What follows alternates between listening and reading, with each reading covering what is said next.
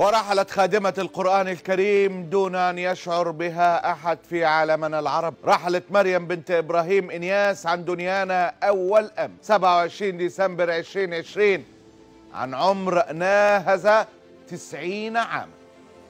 حفظت القرآن الكريم مبكرا 13 سنة على إيد أبيها شيخ الإسلام الحاج إبراهيم إنياس، واحد من كبار الدعاة الذين كتب الله على أيديهم هداية نفوس لا يعلمها إلا الله، أعداد بلا حصر. جعل الله الحاج إبراهيم سببا في دخولهم الإسلام ولا نزكي على الله أحدا. وأن يهدي الله بك رجلا واحدا خير لك من حمر النعم، هكذا قال الحبيب المصطفى صلى الله عليه وسلم. تفرغت الشيخة مريم لكتاب الله تعالى بعد أن تخطت عامها 60 سنة في خدمة كتاب الله. على نياتكم ترزقون. سخر الله لها الرئيس السنغالي الأسبق عبد ضيوف ليهديها قطعة من الأرض بوسط دكار العاصمة السنغالية لتحقق حلمها الأهم والأغلى، أن تبني دارا كبيرة تحفظ فيها أبناء السنغال كتاب الله. وهبها عبد ضيوف الأرض، وأرسل إليها ربك رجالا صالحين ليمولوا البناء والتشييد. حققت حلمها وبنتها وسمتها دار القرآن الكريم.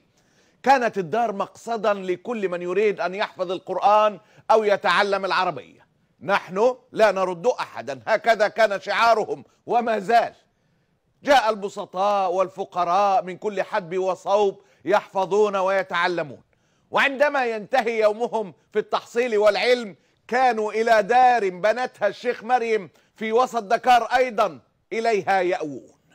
قالت الملائكة يا مريم إن الله يبشرك بكلمة منه اسمه المسيح عيسى ابن مريم وجيها والآخرة ومن المقربين ويكلم الناس بالمهد وكهلا ومن الصالحين. قالت رب أنى يكون لي ولد ولم يمسسني بشر قال كذلك الله يخلق ما يشاء إذا قضى أمرا فإنما يقول له كن فيكون.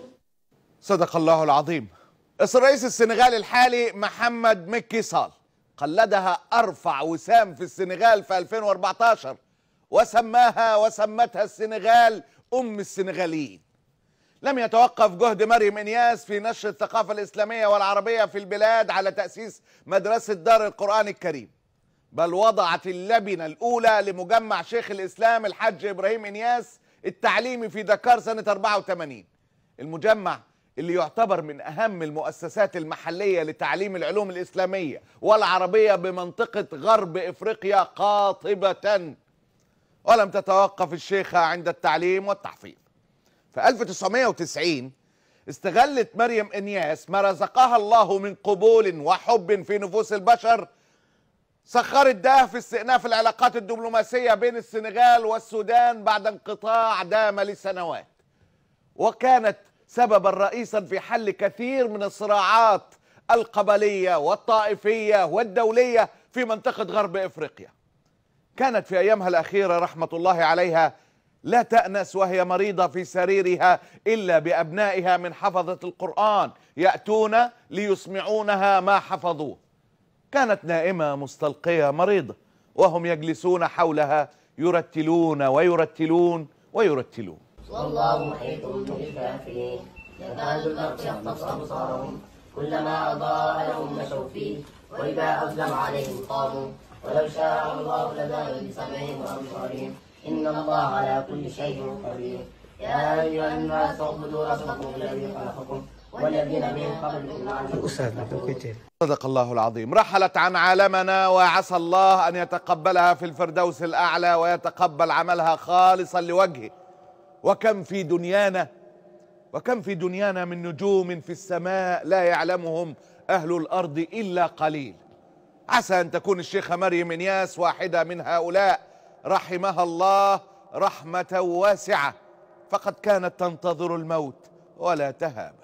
الله غالب.